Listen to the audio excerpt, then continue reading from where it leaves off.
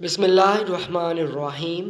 کچھ منافقین رسول اللہ صلی اللہ علیہ وآلہ وسلم کے پاس آئے اور عرض کیا، ہمیں اجازت دیجیے کہ ہم قبیلہ بنی سالم کے درمیان مسجد کعبہ کے قریب ایک مسجد بنا لیں تاکہ نہ تمام بیمار اور بوڑھے جو کوئی کام نہ کر سکتے ہوں اس میں نماز پڑھ لیا کریں۔ اسی طرح جن راتوں میں بارش ہوتی ہے ان میں جو لوگ آپ صلی اللہ علیہ وسلم کی مسجد میں نہیں آ سکتے اپنے اسلامی فرائض کو اس میں انجام دے لیا کریں۔ یہ اس وقت کی بات ہے جب پیغمبر خدا صلی اللہ علیہ وسلم جنگ تبوک کا عزم کر چکے تھے۔ ان حضرات صلی اللہ علیہ وآلہ وسلم نے انہیں اجازت دے دی۔ انہوں نے مزید کہا، کیا یہ بھی ممکن ہے کہ آپ صلی اللہ علیہ وسلم خود آ کر اس میں نماز پڑھیں؟ نبی اکرم صلی اللہ علیہ وسلم نے فرمایا، اس وقت تو میں سفر کا ارادہ کر چکا ہوں، البتہ واپسی پر خدا نے چاہا تو اس مسجد میں آ کر نماز پڑھوں گا۔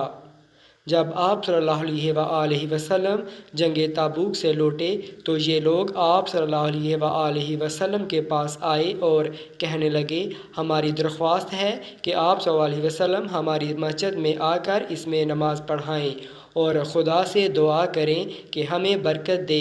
یہ اس وقت کی بات ہے جب ابھی ان حضرات صلی اللہ علیہ وآلہ وسلم مدینہ کے دروازے میں داخل نہیں ہوئے تھے۔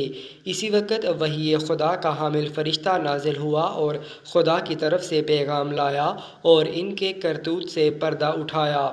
اس کے فوراً بعد رسول اللہ صلی اللہ علیہ وآلہ وسلم نے حکم دیا کہ مذکورہ مسجد کو جلا دیا جائے اور اس کے باقی حصے کو ممسار کر دیا جائے اور اس کی جگہ کوڑا کرکٹ ڈالا جائے۔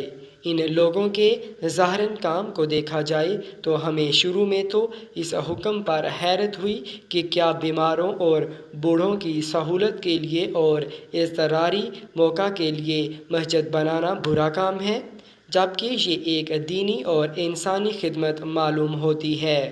کیا ایسے کام کے بارے میں یہ حکم صادر ہوا ہے؟ لیکن اگر ہم اس معاملہ کی حقیقت پر نظر کریں تو معلوم ہوگا یہ حکم کس قدر برمحل اور جچا تلا تھا۔ اس کی وضاحت یہ ہے کہ ابو عامر نامی ایک شخص نے عیسائیت قبول کر لی تھی اور راہبوں کے مسلک سے منسلک ہو گیا تھا۔ اس کا شمار عابدوں میں ہوتا تھا۔ قبیلہ خزرج میں اس کا گہرا اثر و رسوخ تھا۔ رسول اللہ صلی اللہ علیہ وآلہ وسلم نے جب مدینہ کی طرف ہجرت کی اور مسلمان آپ صلی اللہ علیہ وآلہ وسلم کے گرد جمع ہو گئے تو ابو عامر جو خود بھی پیغمبر صلی اللہ علیہ وسلم کے ظہور کی خبر دینے والوں میں سے تھا، اس نے دیکھا کہ اس کے ارد گرد سے لوگ جٹ گئے ہیں اور اس پر وہ اسلام کے مقابلے کے لیے اٹھ کھڑا ہوا۔ وہ مدینہ سے نکلا اور کفار مکہ کے پاس پہنچا۔ اس نے ان سے پیغمبر صلی اللہ علیہ وسلم کے خلاف جنگ کے لیے مدد چاہی اور قبائل عرب کو بھی تعاون کی دعوت دی۔ وہ خود مسلمانوں کے خلاف جنگ احد کی منصوبہ بندی میں شریک رہا تھا اور رہنمائی کرنے والوں میں سے تھا۔ اس نے حکم دیا کہ لشکر کی دو صفوں کے درمیان گڑھے کھود دیے جائیں۔ اتفاقاً پیغمبر اسلام صلی اللہ علیہ وآلہ وسلم ایک گڑھے میں گر پڑے۔ آپ صلی اللہ علیہ وآلہ وسلم کی پیشانی پر زخم آئے اور دندان مبارک ٹوٹ گئے۔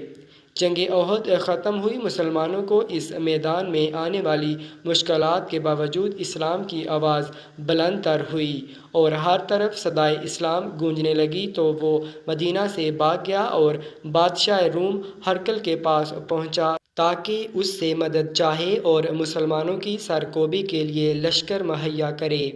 اس نکتے کا بھی ذکر ضروری ہے کہ اس کی ان کارستانیوں کی وجہ سے پیغمبر اسلام صلی اللہ علیہ وآلہ وسلم نے اسے فاسق کا لقب دے رکھا تھا۔ بعض کہتے ہیں کہ موت نے اسے مہلت نہ دی کہ وہ اپنی آرزو ہرقل سے کہتا، لیکن بعض دوسری کتب میں ہے کہ وہ ہرقل سے جا کر ملا اور اس کے وعدوں سے مطمئن اور خوش ہوا۔ بہرحال اس نے مرنے سے پہلے مدینہ کے منافقین کو ایک خط لکھا اور انہیں خوشخبری دی کہ روم کے ایک لشکر کے ساتھ وہ ان کی مدد کو آئے گا۔ اس نے انہیں خصوصی تاکید کی کہ مدینہ میں وہ اس لیے ایک مرکز بنائیں تاکہ اس کی آئندہ کی کارگزاریوں کے لیے وہ کام دے سکے، لیکن ایسا مرکز چونکہ مدینہ میں اسلام دشمنوں کی طرف سے اپنے نام پر قائم کرنا عملی طور پر ممکن نہ تھا، لہٰذا منافقین نے مناسب یہ سمجھا کہ مسجد کے نام پر بیماروں اور معذوروں کی مدد کی صورت میں اپنے پروگرام کو عملی شکل دیں۔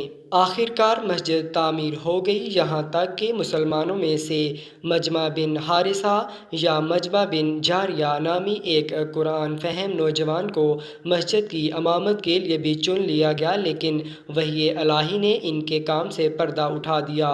یہ جو پیغمبر اکرم صلی اللہ علیہ وآلہ وسلم نے جنگ تبوک کی طرف جانے سے قبل ان کے خلاف سخت کارروائی کا حکم نہیں دیا، اس کی وجہ شاید ایک تو ان کی حقیقت زیادہ واضح ہو جائے اور دوسرا یہ کہ تبوک کے سفر میں اس طرف سے کوئی اور ذہنی پریشانی نہ ہو۔